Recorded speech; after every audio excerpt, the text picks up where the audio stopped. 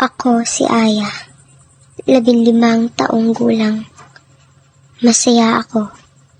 Masaya yung pamilya namin noon. Sa isang iglap, nagbago ang lahat.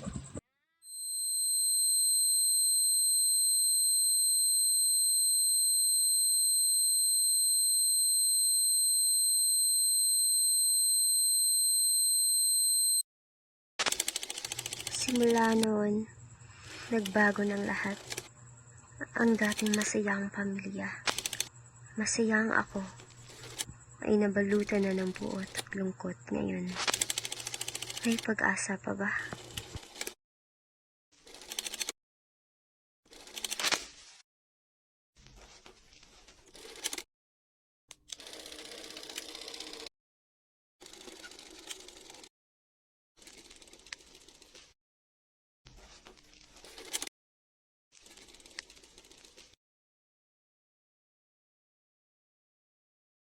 Matapos ang 10 taon, ang lahat ay nagbago na. Sa panibagong taon na wasak ang aming pamilya, gumigising kami na wala ng pag-unawa. Hindi kinaya ang mga dagok na dumating, kaya't respeto ko'y nawala. Ako'y lumaki sa puot, sa bisyo ako'y naligaw. Sa usok ng Yose, ako'y nalugmok ng asal. Sa bawat hipa at buga, nagpapahiwatig na ako'y wala na sa dating Aya. Si inay ang taga-ayos ng uniforme. Siya na lang ang maalaga sa akin, ngunit ako itong tuso, pati respeto ko sa aking inay na wala. Gusto lamang niya na ako'y malambing bago dumating ang araw na kami na'y mawala, ngunit akin itong tinatakwil. Kahit kaming dalawa ay nahihirapan, nakakaya ko pa din kunin ang natitira niyang pera. Kasabay nito ang pagtakwil sa kanya. Ngunit masisisi ko ba ang aking sarili? Sa mga suliraning dumating, si tuluyan ng nabaliw. Mga taong tinudyo, palaging may panghuhusga. Saan man ako dumayo, mga taong walang hiya, inaapi ang aking ina sa kanilang mga salita. Ang aking ina ay wala na sa sarili. Simula ang mga pangyayari, siya ay tuluyan ng nilamon ng utak. Ang aking ina ay baliw. Ako'y tuluyan ng naligaw. Paaralan iniwan, landas ko'y nagkalat ng uhaw. Iba na ang tagpuhan kapag ako'y may dinadamdam. Ang salitang paaralan ay tuluyan ko ng kinalimutan. Hindi ko napahinga ang nooy masaya naming tahanan. Palaging may ginagawang paraan upang makaalis sa pinagmulan. Tuluyan na akong nagrebelde. Kinalimutan na ang masasayang alaala.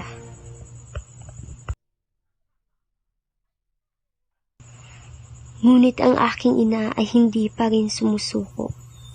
Sa tuwing wala ako sa kanyang tabi, hindi nagdadalawang ako'y tawagan.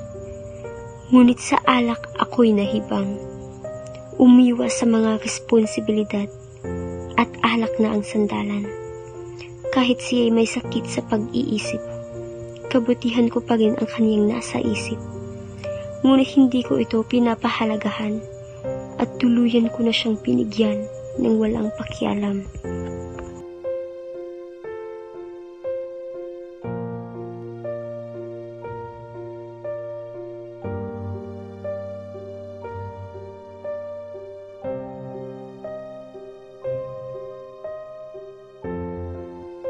Sumapit ang isang umaga at lahat ng aming hinanakit ay sinabi sa harap ng mata ng bawat isa. Aya! Aya, ikaw umuwi! Aya, gabi-gabi na! Nasaan ka galing, Aya? Galing ka sa mga Aya! Bakit ka nandito? Ano ba, Ma? Pwede ba? Tumahimik ka ng ingay-ingay mo na! Nakakangindi ka na! Bakit ganyan ka sa akin? Minahal kita! Bakit ganyan sa akin, Aya?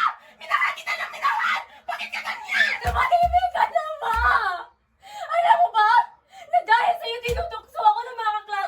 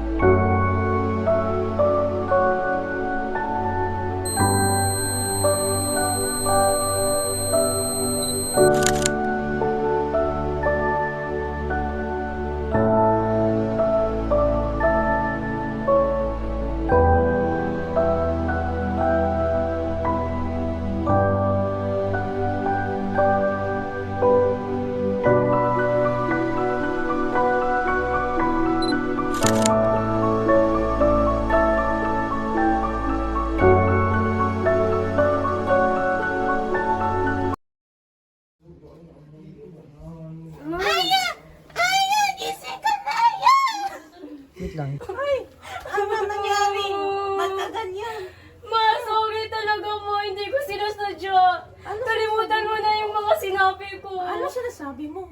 Anong... Pasensya na talaga mo. Ay,